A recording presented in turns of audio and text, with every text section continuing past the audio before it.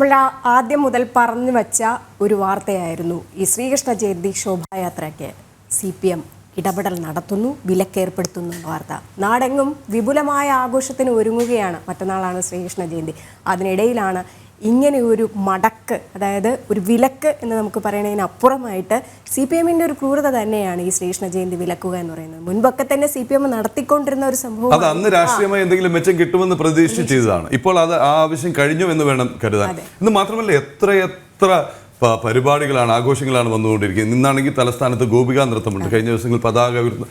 ഇതുമായിട്ട് ബന്ധപ്പെട്ട് നാടെങ്കും ശ്രീകൃഷ്ണ ജയന്തി ആഘോഷിക്കാൻ ഒരുങ്ങി ആഘോഷത്തിന്റെ വിവിധ പരിപാടികൾ നടത്തിക്കൊണ്ടിരിക്കുമ്പോൾ അതിനിടയിലും വില കുറഞ്ഞ രാഷ്ട്രീയമായി വന്നിരിക്കുകയാണ്. നമുക്ക് വിശദാംശങ്ങളൊന്ന് നോക്കാം അല്ലെ. ശോഭയാത്രയ്ക്ക് ക്ഷേത്രഭൂമിയിൽ പ്രവേശനം നിഷേധിച്ച് മലബാർ ദേവസ്വം ബോർഡ്, അതിന് കീഴിലുള്ള CPM നിയന്ത്രണത്തിലുള്ള ക്ഷേത്ര ഭരണസമിതിയാണ്. കോഴിക്കോട് ചേലൂർ സുബ്രഹ്മണ്യ മഹാക്ഷേത്ര ഭരണസമിതിയെക്കുറിച്ചാണ് ഈ പറയുന്നത്.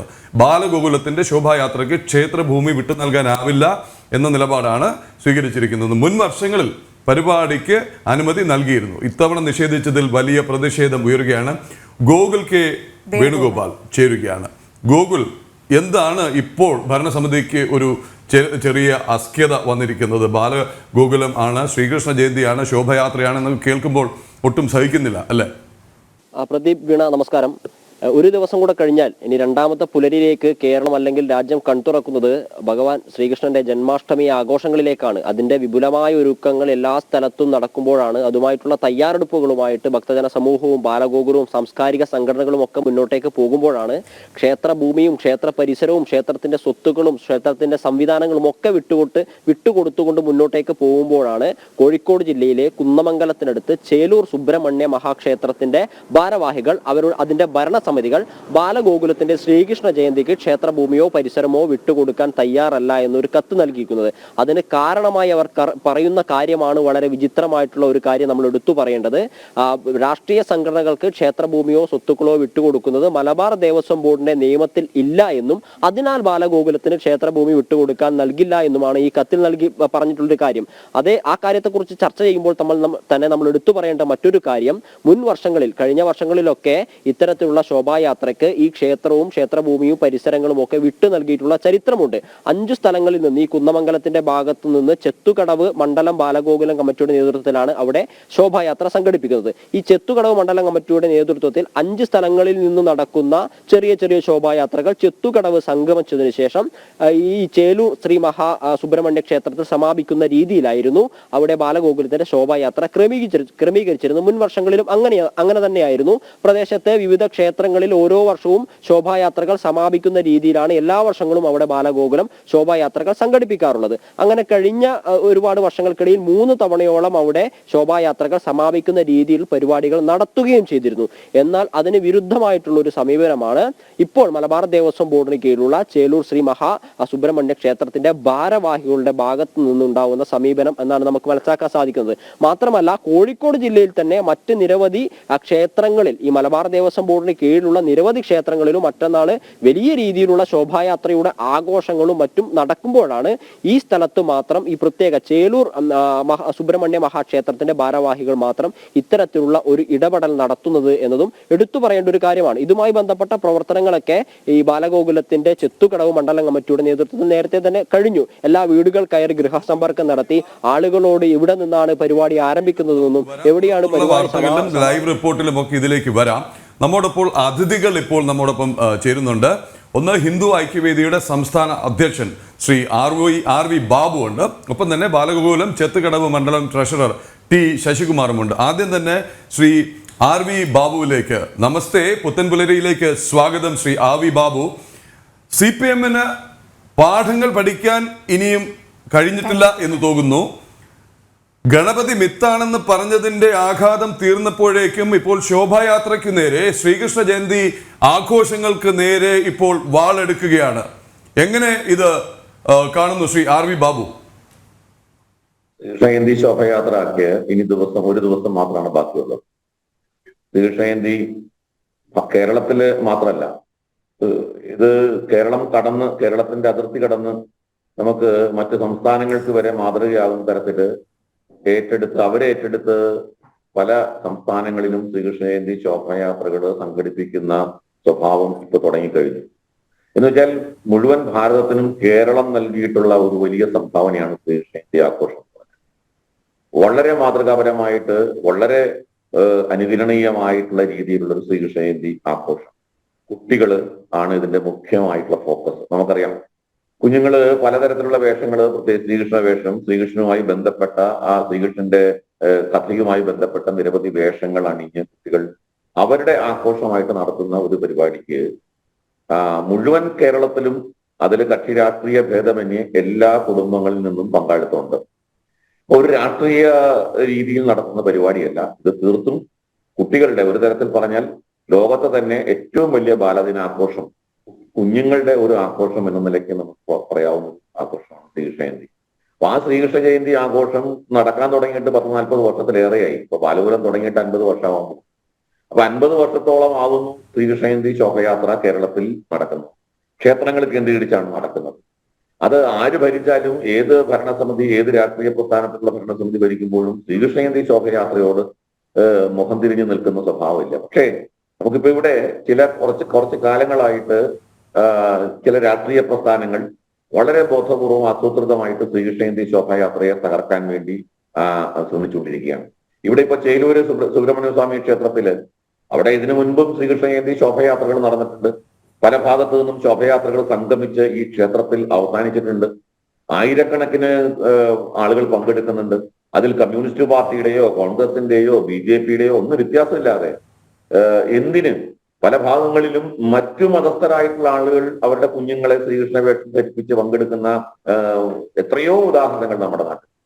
ഇത് കക്ഷി രാഷ്ട്രീയ ഭേദമന്യേ നടക്കുന്ന നമ്മുടെ എല്ലാവരുടെയും മനസ്സിനെ കുളിർമയാകുന്ന ഒരു പരിപാടി.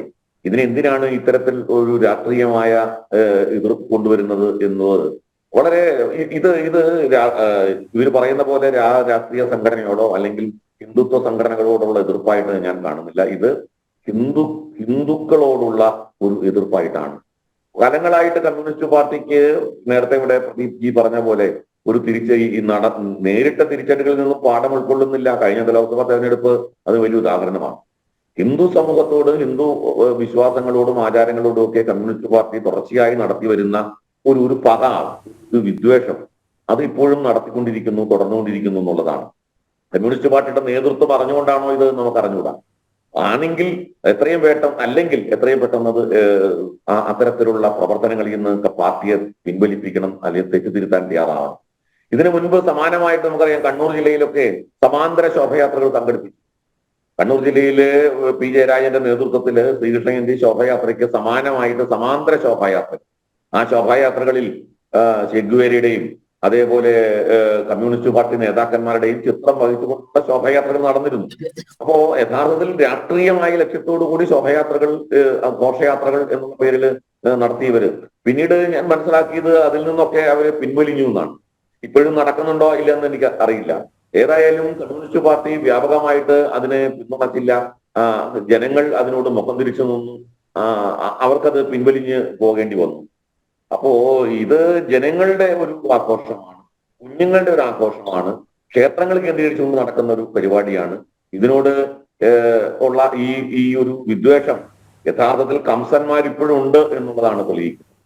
കംസനാണ് ശ്രീകൃഷ്ണനെ വധിക്കാൻ വേണ്ടി തന്റെ എല്ലാ മാർഗങ്ങളും ഉപയോഗിച്ചത്. ശകടാസുരനെ വിട്ടത്, പൂതനെ വിട്ടത്, അങ്ങനെ ഒട്ടനവധി ശ്രമങ്ങൾ നടത്തിയിരുന്നല്ലോ ശ്രീകൃഷ്ണനെ വധിക്കാൻ. ഇപ്പോ കുഞ്ഞുങ്ങൾ ശ്രീകൃഷ്ണ വേഷം ധരിച്ച് എത്തുമ്പോൾ ആ ശ്രീകൃഷ്ണ ജയന്തിയെ ഇല്ലാതാക്കാൻ ആധുനിക കംസന്മാർ ശ്രമിക്കുന്നതാണ് കരുതാൻ. പക്ഷേ അവർക്ക് വിജയിക്കാനാവില്ല, ഉറപ്പായിട്ടും വിജയിക്കാനാവില്ല. ആയിരക്കണക്കിന് ജനങ്ങൾ പങ്കെടുക്കുന്ന ഈ ശ്രീകൃഷ്ണ ജയന്തി ആഘോഷം ജനങ്ങൾ ഏറ്റെടുത്തതാണ്, കേരളം ഏറ്റെടുത്തതാണ്. കേരളം ലോകത്തിന് നൽകിയ ഒരു സംഭാവനയാണ്. അതുകൊണ്ട് ഇതിൽ നിന്നും ആ ക്ഷേത്ര ഭരണസമിതിക്കാർ പിൻവലിയണം. അവരുടെ തങ്ങളുടെ തെറ്റ് മനസ്സിലാക്കി ശ്രീകൃഷ്ണ ജയന്തി ശോഭയാത്രയോടൊപ്പം ചേർന്ന് ആ കുഞ്ഞുങ്ങൾക്കൊപ്പം നിൽക്കണം എന്നാണ് ഈ വിഷയത്തിൽ എനിക്ക് പ്രാഥമികമായിട്ട് ഇപ്പോൾ പറയാനുള്ളത്. ശരി, ശ്രീ ആവി ബാബു, അങ്ങ് പറഞ്ഞ രാഷ്ട്രീയത്തിലേക്ക് CPM നടത്തുന്ന ചില അപഹാസ്യമായ ചില ഇടപെടലുകളിലേക്കൊക്കെ തിരികെ എത്താം. നമുക്ക് അതിനു മുമ്പ് തന്നെ അവിടെ നിന്ന് ഈ ചേലൂർ ക്ഷേത്രത്തിൽ എന്താണ് സംഭവിച്ചതെന്നതിനെ കുറിച്ച് സംസാരിക്കേണ്ടതുണ്ട്. അവരുടെ എന്താണ് അവർ നേരിട്ടതെന്നുള്ളത് അറിയേണ്ടതുണ്ട്. നമുക്ക് ബാലഗോകുലം ചെത്തുകടവ് മണ്ഡലം ട്രഷറർ ടി ശശികുമാർ കൂടി ചേരുന്നുണ്ട്. സ്വാഗതം പുത്തൻപുലരിയിലേക്ക് ടി ശശികുമാർ. എന്തായാലും നേരത്തെ ആർ വി ബാബു പറഞ്ഞതുപോലെ തന്നെ വെറും കുഞ്ഞുങ്ങൾ മാത്രം പങ്കെടുക്കുന്ന ഒരു പരിപാടിയാണ് ഇത്. അതിനെയാണ് ഇങ്ങനെ രാഷ്ട്രീയവൽക്കരിക്കാൻ നീക്കം നടത്തുന്നത്. ആർ വി ബാബു പറഞ്ഞത് ഹംസന്മാർ ഇതിനിടയിലുണ്ട്. അവിടെ നമ്മൾ വ്യക്തമാക്കുന്ന ഒരു കാര്യം കപട ഹംസന്മാർ എന്ന് തന്നെയാണ് നമ്മൾക്കിതിൽ പറയേണ്ടിയിരിക്കുന്നത്. ശ്രീ ശശികുമാർ, താങ്കൾക്ക് കേൾക്കാമെങ്കിൽ അവിടെ എന്താ പറയണം? നമ്മൾ സാധാരണ രീതിയിൽ എല്ലാ ഭാഗത്തും വിവിധ ക്ഷേത്രങ്ങളിലാണ് ഈ ശോഭായാത്രകൾ സംഘടിപ്പിക്കാറ്. അപ്പം വിവിധ സമയത്ത് വിവിധ ക്ഷേത്രങ്ങളിലാണ് ഉണ്ടാവുക. ഈ വർഷം ഈ ചേലൂർ ക്ഷേത്രത്തിലേക്ക് വേണ്ടി നമ്മൾ എല്ലാ തയ്യാറെടുപ്പുകളും നടത്തി. ആ സമയത്ത് അവരായിട്ട് ബന്ധപ്പെട്ട സമയത്ത് ഒരു നടപടിക്രമം എന്നുള്ള രീതിയിൽ അവരെ ഒരു ലെറ്റർ കൊടുക്കുകയും ഇതിന്റെ അനുമതിക്ക് വേണ്ടി ലെറ്റർ കൊടുത്ത സമയത്ത് മാത്രമാണ്, ഈ കഴിഞ്ഞ ദിവസം മാത്രമാണ് അവർ അത് പറ്റില്ല എന്നുള്ള രീതിയിലുള്ള ലെറ്റർ നമുക്ക് തന്നിട്ടുള്ളത്. ഞങ്ങളുടെ ഭാഗത്തുനിന്ന് തീർച്ചയായിട്ടും ഒരു പ്രതീക്ഷയല്ല ഇങ്ങനെ എതിര് ഉണ്ടാവും അല്ലെങ്കിൽ ഇതിന് അനുമതി കിട്ടില്ല എന്നുള്ള ഒരു പ്രതീക്ഷ യാതൊരു കാരണവശാലില്ല. കാരണം ഇത് ശ്രീകൃഷ്ണ ജയന്തി എല്ലാവർക്കും അറിയാം, ബാലഗോകുലത്തിന്റെ നേതൃത്വത്തിൽ സാംസ്കാരിക സംഘടന ബാലഗോകുലത്തിന്റെ നേതൃത്വത്തിൽ എല്ലാ വർഷവും നടത്തുന്നതാണ്. അപ്പൊ പെട്ടെന്ന് അവർ പറഞ്ഞ സമയത്താണ് ഞങ്ങൾ ഇതിനെ എല്ലാ തയ്യാറെടുപ്പുകളും നടത്തി കഴിഞ്ഞാണ്. ആ സമയത്ത് മാത്രമാണ് അവർ അറിയിച്ചിട്ടുള്ളത് നടത്താൻ പറ്റില്ല എന്നുള്ളത്. അപ്പൊ അതിന് മറ്റുള്ള കാര്യങ്ങൾ എന്ത് ചെയ്യണം എന്നുള്ളത് ഞങ്ങൾ ആലോചിച്ച് തീരുമാനം എടുത്തിട്ടുണ്ട്.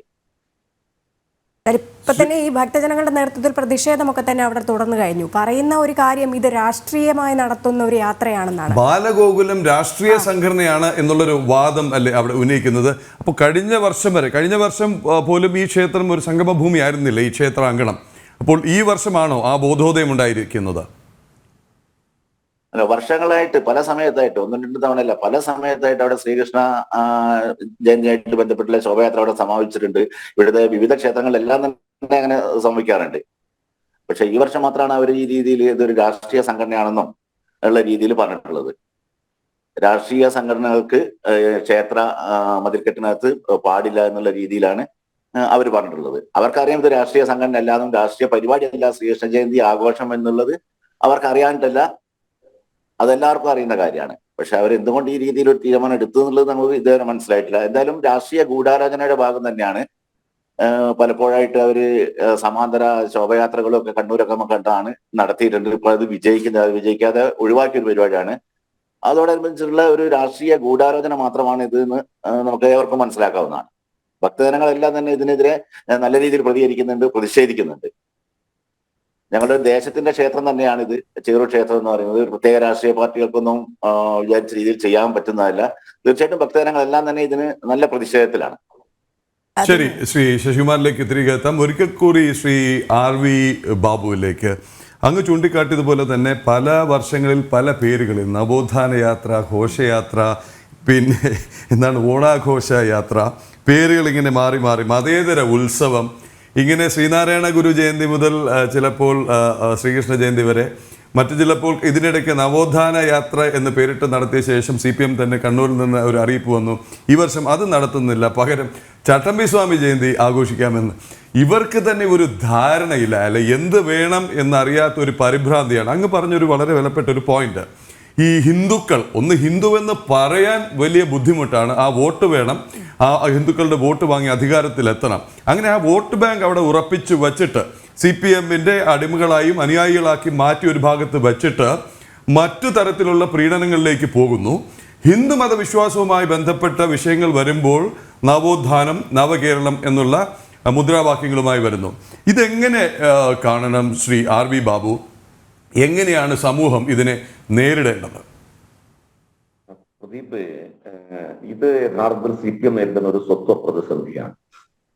CPMനെ സംബന്ധിച്ച് അവർക്ക് അവരുടെ കമ്മ്യൂണിസ്റ്റ് പ്രത്യയശാസ്ത്രത്തിന്റെ, കമ്മ്യൂണിസ്റ്റ് ആശയത്തിന്റെ അടിസ്ഥാനത്തിൽ ചിന്തിക്കുമ്പോൾ ഭാരതീയ സംസ്കാരത്തെയോ ഹിന്ദുത്വത്തെയോ ഹിന്ദു വിശ്വാസങ്ങളെയോ ഒന്നും അവരുടെ രാഷ്ട്രീയ പ്രത്യയശാസ്ത്രത്തിനോട് ചേർത്ത് നിർത്തിക്കൊണ്ട് മുന്നോട്ട് പോകാൻ സാധ്യമല്ല.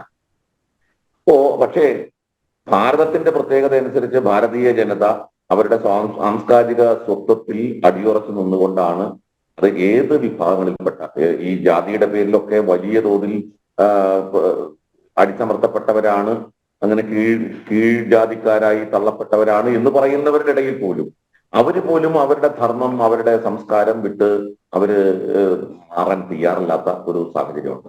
അപ്പോ അങ്ങനെ വരുന്ന സമയത്ത് കമ്മ്യൂണിസ്റ്റ് പാർട്ടി നേരിടുന്ന ഒരു പ്രധാന പ്രശ്നം ഈ ഹിന്ദു സമൂഹത്തെ അവരുടെ വിശ്വാസങ്ങളും ആചാരങ്ങളും അനുഷ്ഠാനങ്ങളും അവരുടെ സാംസ്കാരികമായ സ്വത്വങ്ങളെയും അതേപോലെ തന്നെ സ്വീകരിച്ചുകൊണ്ട് പാർട്ടിയിലേക്ക് സ്വീകരിക്കാനുള്ള ബുദ്ധിമുട്ട് ഒരു ഭാഗത്ത്. എന്നാൽ സമൂഹം അതിൽ തന്നെ ഉറച്ചു നിന്നുകൊണ്ട് പാർട്ടിയെ അകറ്റി നിർത്തുന്ന ഒരു സാഹചര്യം. ഇത് രണ്ടും എങ്ങനെ ചേർന്ന് പോകും എന്നുള്ളൊരു പ്രതിസന്ധി വരുമ്പോഴാണ് പലപ്പോഴും പാർട്ടി തന്നെ ശ്രീകൃഷ്ണ ജയന്തി ആഘോഷം നടത്തുക, പാർട്ടി നവോത്ഥാന മുതൽ നടത്തുക, പാർട്ടി ശ്രീനാരായണ ഗുരുദേവനെ ഏറ്റെടുക്കുക, പാർട്ടി വിവേകാനന്ദന്റെ പ്രതിമ സ്ഥാപിക്കുക, പാർട്ടി ചട്ടമ്പി സ്വാമികളുടെ ജന്മദിനം ആഘോഷിക്കുക, ഇങ്ങനെ പല രീതിയിലുള്ള ഗിമ്മിക്കുകൾ. ഇതൊരു പൊളിറ്റിക്കൽ ഗിമ്മിക്കാണ് ഈ ഗിമ്മിക്കുകൾ നടത്തുന്നത്. യഥാർത്ഥത്തിൽ ഞാൻ നേരത്തെ പറഞ്ഞ ഒരു രാഷ്ട്രീയ പ്രതിസന്ധി, ഒരു ആശയക്കുഴപ്പം പാർട്ടിയെ ബാധിച്ചിട്ട് എത്രയോ വർഷങ്ങളായി. പാർട്ടിക്ക് അതിന്റെ സ്വന്തം ആശയത്തിൽ അടിയുറച്ചു നിന്നുകൊണ്ട് ഇനി മുന്നേറാൻ സാധ്യമല്ല. ജനങ്ങൾ അത് തള്ളിക്കളഞ്ഞു. It is A dead God. ഒരു പരാജയപ്പെട്ട ദൈവമാണ് കമ്മ്യൂണിസം എന്ന് വളരെ വ്യക്തമായി കഴിഞ്ഞു. അപ്പോ അതിന് പകരം എന്ത് ചെയ്യണം എന്നറിയാത്ത ഒരു സാഹചര്യം കമ്മ്യൂണിസ്റ്റ് പാർട്ടിക്കുള്ളിലുണ്ട്. അതിന്റെ ഒരു വൈരുദ്ധ്യമാണ് പാർട്ടി ഇപ്പൊ നേരിട്ടുകൊണ്ടിരിക്കുന്നത്. അതുകൊണ്ട് ചില സന്ദർഭങ്ങളിൽ അവരുടെ പ്രത്യയശാസ്ത്രത്തിന്റെ അടിസ്ഥാനപ്പെടുത്തിക്കൊണ്ട് കമ്മ്യൂണിസ്റ്റ് പ്രത്യയശാസ്ത്രത്തിന്റെ ആധാരത്തിൽ നിന്നുകൊണ്ട് ഈ ഹിന്ദു വിശ്വാസങ്ങളെയും സംസ്കാരങ്ങളെയും അനുഷ്ഠാനങ്ങളെയും ഒക്കെ തകർക്കാൻ ശ്രമിക്കും. വോട്ടിന് വേണ്ടി അല്ലെങ്കിൽ ജനകീയ പിന്തുണ എന്നുള്ള വിഷയം വരുന്ന സമയത്ത് ഇതിനെയൊക്കെ അംഗീകരിക്കും. ഇത്തരത്തിൽ നമുക്ക് അത് ഗണപതി മിത്താണെന്ന് പറയുക, അല്ലെങ്കിൽ മീശ നോവൽ ക്ഷേത്രങ്ങളെ സംബന്ധിച്ചുള്ള നിലപാട് പറയും. ഇതൊക്കെ കമ്മ്യൂണിസ്റ്റ് പാർട്ടിയുടെ ഈ ദ്വന്ദ്ം അവര് ഉള്ളിൽ അനുഭവിക്കുന്നു എന്നുള്ളതാണ്. പാർട്ടിയെ സംബന്ധിച്ചിടത്തോളം ഇനി ഭാരതീയതയെ തള്ളിപ്പറഞ്ഞുകൊണ്ട്, ഭാരതീയ സംസ്കാരത്തെ അവഗണിച്ചുകൊണ്ട്, ഭാരതീയ പാരമ്പര്യത്തെയും പൈതൃകത്തെയും തള്ളിപ്പറഞ്ഞുകൊണ്ട് ഒരു ഇഞ്ച് മുന്നോട്ട് പോകാൻ സാധ്യമല്ല എന്നുള്ളത് നമുക്കെല്ലാവർക്കും അറിയാം. പക്ഷെ പാർട്ടിയുടെ ഈ ആശയക്കുഴപ്പം പാർട്ടിയുടെ മുകൾത്തട്ടിലുണ്ട്, താഴെത്തട്ടിലുണ്ട്. പാർട്ടിയെ ആകമാനം കാർന്നു തിന്നുന്ന ഒരു അവസ്ഥയുണ്ട്. അതുകൊണ്ട് സ്വയം അതിന്റെ ദ്വന്ദ്വാത്മകത കൊണ്ട് തകർന്ന് തരിപ്പണമാകുന്ന ഒരു പ്രസ്ഥാനമാണ് കമ്മ്യൂണിസ്റ്റ് പ്രസ്ഥാനം. അതിന് ഒരു കാരണവശാലും കുറച്ച് അധികാരത്തിന്റെ തണലിൽ നിന്നുകൊണ്ട് കുറച്ചു നാളൊക്കെ മുന്നോട്ട് പോവാം. പക്ഷെ ആത്യന്തികമായി അതിന്റെ തകർച്ചയാണ് നമ്മൾ കാണാൻ പോകുന്നത്. കേരളത്തിൽ ആഗോളതലത്തിൽ അത് തകർന്ന് തരിപ്പണമായി കഴിഞ്ഞു. കേരളത്തിൽ ഇപ്പൊ ഒരു ചെറിയ ഭരണത്തിന്റെ പിന്തുണയോട് കൂടിയിട്ട് പാർട്ടി എന്നുള്ള നിലയ്ക്ക് നിലനിൽക്കുന്നുണ്ടെങ്കിലും അതിനും വലിയ തിരിച്ചടി നേരിട്ട് കൊണ്ടിരിക്കുന്നു. കഴിഞ്ഞ ലോക്സഭാ തെരഞ്ഞെടുപ്പ് നമ്മുടെ മുമ്പിലുണ്ട്. ഹിന്ദു സമൂഹം എങ്ങനെ പ്രതികരിച്ചു എന്നുള്ളത് നമ്മുടെ മുമ്പിലുണ്ട്. അവർ നിശബ്ദരാണ്. പക്ഷേ അവരുടെ നിശബ്ദതയ്ക്കുള്ളിൽ പ്രതിഷേധത്തിന്റെ, പ്രതിരോധത്തിന്റെ, തങ്ങൾക്ക് നേരെ വരുന്ന അവഗണനയുടെ, അധിക്ഷേപത്തിന്റെ ഒക്കെ പ്രതിഷേധം കൂടി അവരുടെ ഉള്ളിലുണ്ട് എന്നത് നമ്മൾ കഴിഞ്ഞ ലോക്സഭാ തെരഞ്ഞെടുപ്പിൽ കണ്ടതാണ്.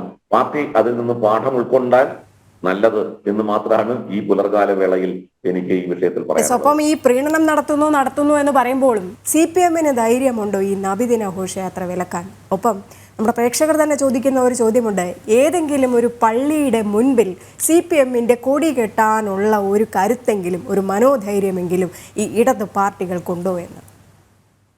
അല്ല, കേരളത്തില് നമ്മൾ കണ്ടുവരുന്ന ഒരു സവിശേഷത, അല്ലെങ്കിൽ ഇതുവരെയുള്ള നമ്മൾ കണ്ടുവന്നിട്ടുള്ളത് ഏകപക്ഷീയമായിട്ട് ഹിന്ദുക്കൾക്ക് നേരെയുള്ള ആക്രമണമാണ്. സംഘടിത ന്യൂനപക്ഷ സമൂഹത്തോട്, പ്രത്യേകിച്ച് ഇസ്ലാമിക സമൂഹത്തോടുള്ള കമ്മ്യൂണിസ്റ്റ് പാർട്ടിയുടെ നിലപാട് എന്താണ്? പാർട്ടി ഏത് നിലയ്ക്കാണ് അവരുടെ പരിപാടികളോട് അല്ലെങ്കിൽ അവരോടുള്ള സമീപനം എന്താണ് എന്നുള്ളത് കേരളത്തിലെ ജനസമൂഹത്തിന് വ്യക്തമായിട്ട് അറിയാലോ. അതുകൊണ്ടാണ് ലോക്സഭാ തെരഞ്ഞെടുപ്പിന് ശേഷം നടന്ന പല നേതാക്കന്മാരും, അതിനുശേഷം SNDP-യുടെ വെള്ളാപ്പള്ളി നടേശൻ അടക്കമുള്ള ആളുകൾ പറഞ്ഞത് കമ്മ്യൂണിസ്റ്റ് പാർട്ടിയുടെ തിരിച്ചടിക്ക് കാരണം അതിരുവിട്ട് നടത്തിയ മുസ്ലിം പ്രീണനമാണ്, ഇസ്ലാമിക പ്രീണനമാണ് അതിന്റെ കാരണം എന്ന് വെള്ളാപ്പള്ളി നടേശനെ പോലുള്ള ആളുകൾ പറഞ്ഞത് നമ്മൾ കേട്ടു. ഇത് എല്ലാവർക്കും അറിയാം. കമ്മ്യൂണിസ്റ്റ് പാർട്ടിയുടെ ഏറ്റവും പ്രമുഖമായ പാർട്ടി ഗ്രാമങ്ങളിൽ എന്തിന് ബൂത്ത് കമ്മിറ്റികളിൽ ഇരുന്ന പാർട്ടി നേതാക്കന്മാർ വരെ പാർട്ടിക്ക് വോട്ട് ചെയ്യാതെ BJP-ക്ക് മറ്റു വോട്ട് ചെയ്തു എന്നൊക്കെയുള്ള പരാതികൾ പാർട്ടിക്കകത്ത് നിന്ന് തന്നെ ഉയർന്നു വരുന്ന ഒരു കാലഘട്ടമാണിത്. അപ്പൊ അതുകൊണ്ട് ഈ പ്രീണന രാഷ്ട്രീയത്തിന് കാലങ്ങളായിട്ടുള്ള ഒരു സ്വഭാവമുണ്ട്. കമ്മ്യൂണിസ്റ്റ് പാർട്ടി തങ്ങളുടെ കൂടെ ഉണ്ടായിരുന്ന ഹിന്ദു സമൂഹത്തെ അവരെ അവഗണിക്കുകയും പുതിയ ഒരു സംഘടിത വോട്ട് ബാങ്കിനെ പ്രീണിപ്പിച്ചു നിർത്താൻ ശ്രമിക്കുകയും ചെയ്യുന്നു എന്നുള്ളത് കേരളം കണ്ടുവരുന്ന ഒരു പ്രത്യേകതയാണ്. പക്ഷേ അതിനോട് കേരളത്തിലെ ഹിന്ദുക്കൾ എങ്ങനെ പ്രതികരിക്കുന്നു എന്നുള്ളതും കഴിഞ്ഞ ലോക്സഭാ തെരഞ്ഞെടുപ്പിൽ നമ്മൾ കണ്ടു. ഇവിടെ അടിസ്ഥാന പ്രശ്നം ക്ഷേത്രങ്ങളെ ഇങ്ങനെ രാഷ്ട്രീയവൽക്കരിക്കുക, തങ്ങളുടെ രാഷ്ട്രീയ കേന്ദ്രങ്ങളാക്കി മാറ്റുക എന്നുള്ളത് വളരെ ഗൗരവമായിട്ട് കേരളത്തിലെ ഹിന്ദു സമൂഹം കാണേണ്ടതാണ്. നമുക്കറിയാം, കേരള ഹൈക്കോടതിയുടെ ഏറ്റവും പ്രമുഖമായിട്ടുള്ള ഒരു വിധി മലബാർ ദേവസ്വം ബോർഡിന്റെ ഒരു ക്ഷേത്രത്തെ സംബന്ധിച്ചുണ്ടായി. അവിടെ ആരാണ് ആ ക്ഷേത്രത്തെ രാഷ്ട്രീയവൽക്കരിക്കാൻ ശ്രമിച്ചത്? കമ്മ്യൂണിസ്റ്റ് പാർട്ടിയുടെ ലോക്കൽ കമ്മിറ്റി സെക്രട്ടറിയെയും ഡിവൈഎഫ്ഐയുടെ പഞ്ചായത്ത് പ്രസിഡന്റിനെയും പാരമ്പര്യേതര ട്രസ്റ്റിമാരായി നിയമിച്ചത് അസാധുവാക്കിക്കൊണ്ട് കേരള ഹൈക്കോടതിയിൽ വിധി പുറപ്പെടുവിച്ചു. ഒറ്റപ്പാലത്തെ പൂക്കോട്ടുകാവ് കാളി ക്ഷേത്രത്തിലെ പാരമ്പര്യേതര ട്രസ്റ്റിമാരെ നിയമിച്ചതിന് എതിരായിട്ടായിരുന്നു ആ വിധി. അപ്പോ കേരളത്തിലെ ക്ഷേത്രങ്ങൾ രാഷ്ട്രീയവൽക്കരിക്കുന്നത് ആരാണ് എന്നതിനെ കുറിച്ച് വളരെ വ്യക്തമായിട്ട് നമുക്ക് ഹൈക്കോടതി വിധിയിൽ തന്നെ നിന്നതിന് നമുക്കറിയാം. ഇതേ കേരള ഹൈക്കോടതി തന്നെയാണ് തിരുവന്താംകുന്ന് ക്ഷേത്ര ഉത്സവത്തിന് ഒരു മതേതര കമ്മിറ്റി ഉണ്ടാക്കി ദേവസ്വം ബോർഡ്, മലബാർ ദേവസ്വം ബോർഡ്. മുസ്ലിം സമുദായത്തിൽപ്പെട്ട പ്രമുഖരെയും ക്ഷേത്ര ഉത്സവത്തിന്റെ ക്ഷേത്ര കമ്മിറ്റി ചെയർമാനാക്കിക്കൊണ്ട്, ഉത്സവാഘോഷ കമ്മിറ്റി ചെയർമാനാക്കിക്കൊണ്ട് ഹിന്ദുക്കളെ അവിടെ ആ ക്ഷേത്ര ആഘോഷങ്ങളിൽ നിന്ന് ഒഴിവാക്കി. ഹിന്ദു സംഘടനകളെ പൂർണ്ണമായിട്ടും ഒഴിവാക്കിയിട്ട് ഒരു മതേതര ഉത്സവമാക്കി നടത്താൻ ശ്രമിച്ചത് നമ്മൾ കണ്ടതാണ്. ക്ഷേത്ര ചുമരുകൾക്ക് ഒരു മതത്തിന്റെ പ്രത്യേകതയോട് കൂടിയിട്ടുള്ള ചില പച്ച നിറം അടിക്കാൻ ശ്രമിച്ച സംഭവം നമ്മുടെ മലബാർ ദേവസ്വം ബോർഡിന്റെ കീഴിൽ ഉണ്ടായതാണ്. അപ്പൊ ഇങ്ങനെ നിരവധി സംഭവങ്ങൾ മലബാർ ദേവസ്വം ബോർഡിന്റെ ക്ഷേത്രങ്ങളെ രാഷ്ട്രീയവൽക്കരിക്കുന്ന ഉദാഹരണങ്ങൾ ഒരുപാട് നമ്മൾ കണ്ടിട്ടുണ്ട്. അപ്പോ ഇത് ആസൂത്രിതമാണ്. ഹിന്ദു സംഘടനകളെയും ഹൈന്ദവ സംസ്കാരത്തെ പ്രതിനിധീകരിക്കുകയോ അല്ലെങ്കിൽ പ്രചരിപ്പിക്കുകയോ അതിൽ അഭിമാനിക്കുകയോ ചെയ്യുന്നവരെ മുഴുവൻ ക്ഷേത്രത്തിൽ നിന്ന് പുറത്താക്കുക. അങ്ങനെ ക്ഷേത്രങ്ങൾ പാർട്ടിയുടെ ബ്രാഞ്ച് കമ്മിറ്റികളായ പോലെ പ്രവർത്തിക്കുന്ന സാഹചര്യം ഒരുക്കുക. ഇതിന് വേണ്ടിയിട്ടുള്ള ആസൂത്രിത ശ്രമമാണ് നടക്കുന്നത്. ഭക്തജനങ്ങൾ ഇത് കരുതിയിരിക്കണം. ക്ഷേത്രങ്ങളെ, ഹിന്ദു സംഘടനകൾക്കൊന്നും ഇതിന്റെ പേരിൽ ഒന്നും സംഭവിക്കാനില്ല. പക്ഷേ ക്ഷേത്രങ്ങളെ ആസൂത്രിതമായി തകർക്കുക. ഹിന്ദു സമൂഹത്തിന്റെ ആശ്രയങ്ങളാണ്, അഭയ കേന്ദ്രങ്ങളാണ്, ആധ്യാത്മിക കേന്ദ്രങ്ങളാണ് ക്ഷേത്രങ്ങൾ. ക്ഷേത്രങ്ങളെ പുറത്തുനിന്ന് തകർക്കാൻ നടക്കാത്തത് കൊണ്ട്, പുറത്തുനിന്ന് അതിനെ ആക്രമിച്ച് കീഴ്പ്പെടുത്താൻ കഴിയാത്തത് കൊണ്ട്, അതിന്റെ വിശ്വാസത്തെ തകർക്കാൻ കഴിയാത്തത് കൊണ്ട് ക്ഷേത്രത്തിനകത്ത് കയറി അകത്തുനിന്ന് ക്ഷേത്രത്തിന്റെ വിശ്വാസങ്ങളെ തകർക്കുക, അകത്തുനിന്ന് ക്ഷേത്രങ്ങളെ ഇല്ലാതാക്കുക എന്ന ഒരു പുതിയ തന്ത്രമാണ് കമ്മ്യൂണിസ്റ്റ് പാർട്ടി കേരളത്തിൽ നടപ്പാക്കുന്നത്. ഉള്ളിൽ കടന്ന് അതിനെ തകർക്കുക എന്നുള്ളത്. അപ്പോ അത് ഹിന്ദു സമൂഹം കരുതിയിരിക്കേണ്ടതാണ് എന്നുള്ളതാണ് ഈ സംഭവം നൽകുന്ന പാഠം എന്നാണ് എനിക്ക് ഈ വിഷയത്തിൽ സൂചിപ്പിക്കാറുള്ളത്.